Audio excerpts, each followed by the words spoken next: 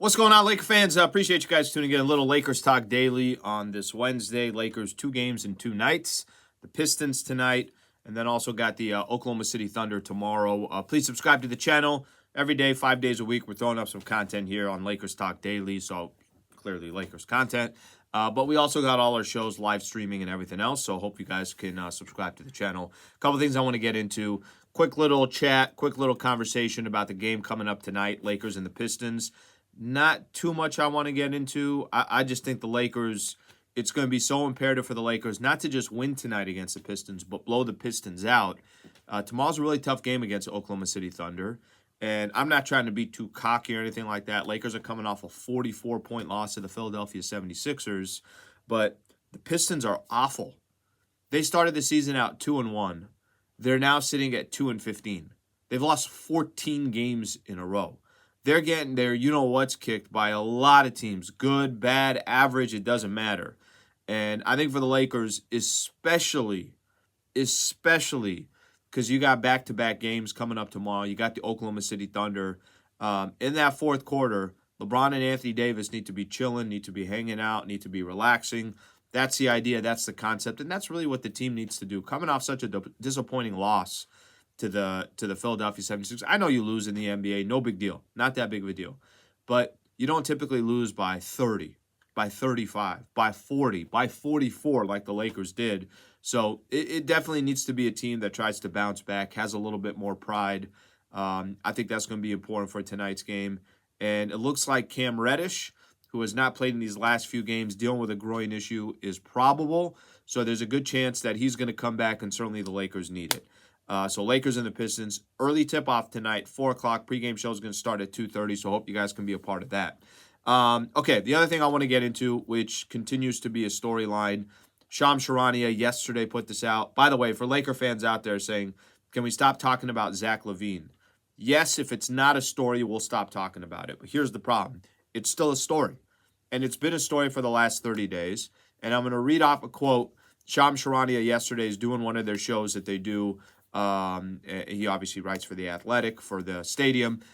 Here's Shams Charania, what he put out yesterday. I expect them to express interest in Zach Lavine, talking about the Lakers, but he's making almost $40 million. Let's go back to what he said.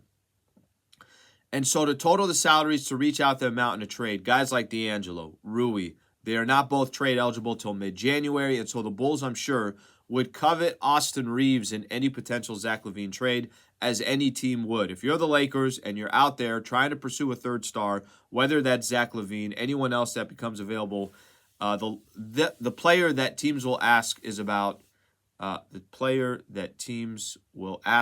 is Austin Reeves, 100%. Okay, so a couple things to this. Laker fans, I think the fact that the season's gone okay, that the Lakers in some of their big tests going up against good teams have looked okay or really bad, like against Philly.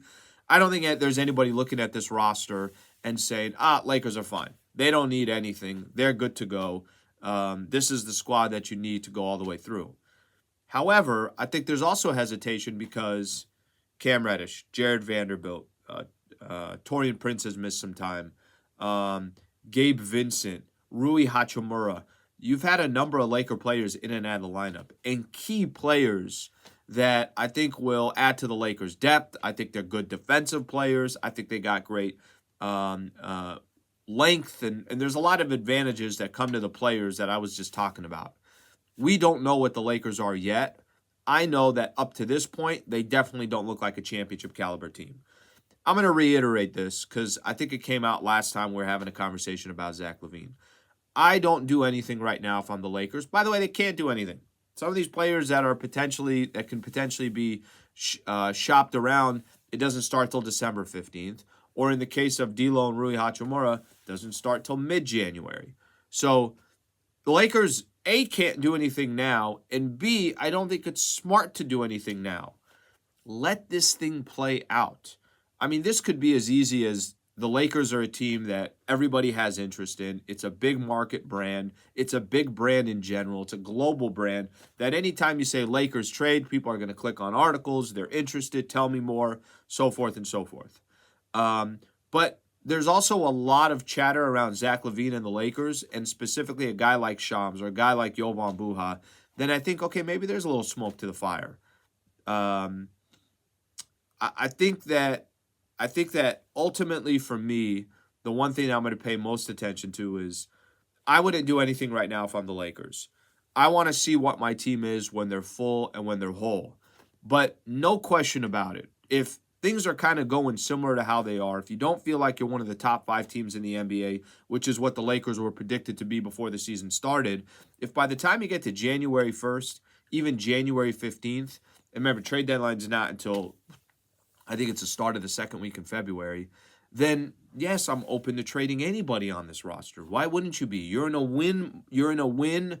The idea and the concept with LeBron is you're trying to win right now. So if you can help your chances of winning the whole thing, I think you've got to be aggressive if that opportunity comes. It's just not now. The opportunity is not now for the Lakers, nor can they do anything even if they wanted to because of some of these contracts. So I think some of these conversations are very, very premature.